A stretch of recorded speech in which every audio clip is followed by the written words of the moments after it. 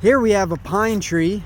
The indigenous people would use pine leaves here, which are usually in clusters of 2, 3, or 5. They would use the leaves here to make nets, to make baskets, mats. They would actually make pine needle tea out of this during like the Trail of Tears. If you don't know what that is, look up the Doctrine of Discovery as well. It'll give you a little bit more insight on it. Pine cones, they actually have nuts inside of them that are actually edible. You can eat them raw. The wood was used for all sorts of tool making canoes, etc. The bark is actually an antioxidant and anti-inflammatory, so they would also use that to treat colds, flus, fevers, skin elements, things like that. It's just a very, very versatile plant. Pine sap, they would use as an adhesive, like for bandages.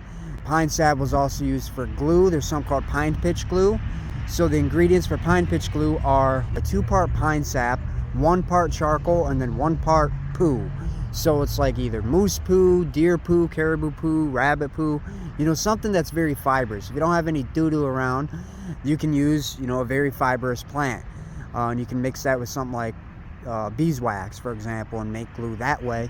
Or sometimes they would actually just use the pine sap as glue itself. It's very easy to identify up close. At a distance, it might be a little bit hard.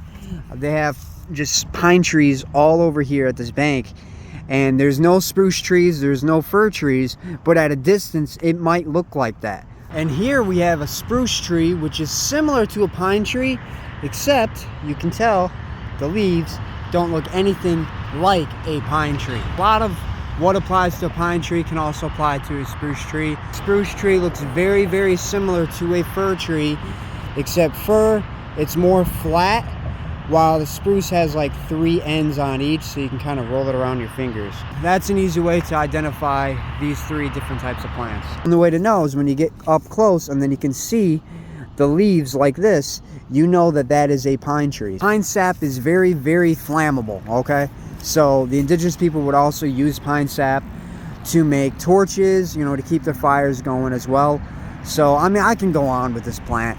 This is a wonderful, wonderful plant. So there you guys have it. That is pine.